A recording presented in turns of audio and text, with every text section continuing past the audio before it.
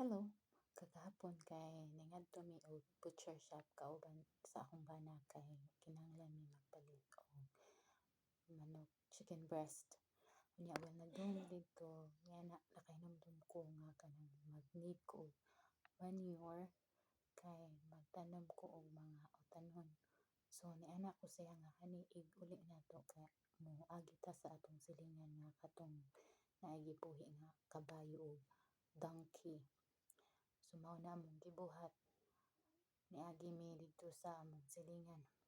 Pero wala na dito ang kabayo ug ang donkey. Ikatulo na to namo nga adto kagahapon. And then disappoint jud ko kay nag-need ko og manure.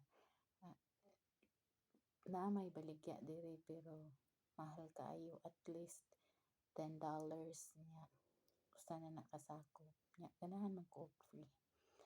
Anyway, nana ako sa akong bana nga ano kang wala na ditong kabayo kang donkey niya na siya nga naay possible reasons. Una, pwede siya nga ni balhin og puyo or naka-decide siya nga iyang ibaligya or pwede pod nga naay ni-report sa iya. So niana ako nga unsay gi-report. Niana siya nga kanang ang iyahang land property kay di gamay ra para sa kanang kabayo. So niana ako nga pila man day requirement, pila man day ang gidak-on sa imuhang kanang yuta para makabuhi ka diri og kanang kabayo. Niana siya nga dili ko sure pila pero kay bawo ko nga na requirements. So mo to pag-abot mo sa balay kay ako dayon gi-search.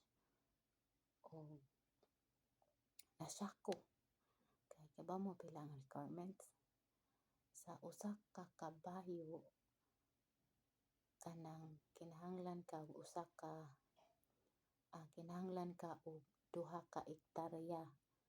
Unya for the succeeding nga kabayo kanang 1 ka ektarya. So pananglitan magbuhi ka og 2 ka kabayo, babae ug lalaki. So kinahanglan ka nga naay 3 ka ektarya nga yuta. Kay diri ang ilang mga kabayo wala na nila gihiktan, ila ra nang gipabayaan ug ila ra nang pasibsibon. Ako pong moto na siya ko. Ila pong ang baka po nila diri kay mao gyapon ang requirement, 1 ka baka, 1 ka ektarya. Unya diri wa ko nakit-an nga baka nga gihiktan. Nagsuroy-suroy ra gyud ang baka sa ilang kanang dako kayo nga yuta. Unya dili pwede magbuhi diri 1 ka baka.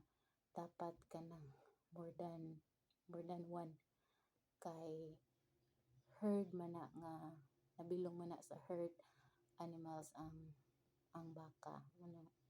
Mo travel sila by group ug mabuhi pod sila by group.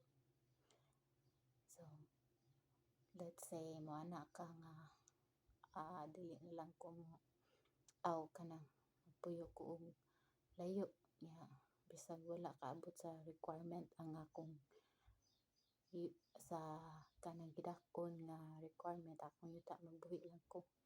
Well, di pwede kay kanang pwede ka i-report sa imong silingan or anyone nga nakakita nga concern sa imong animals. Tapos i-report dayon ka tapos imbestigahon kanila.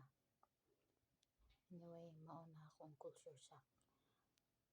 Usa ka baka, 1 ka ektarya or 1 ka horse kanang 2 ka ektarya. Anya for the remaining horses kay 1 ka ektarya. Wow. Ligyo din na ni Pilipinas.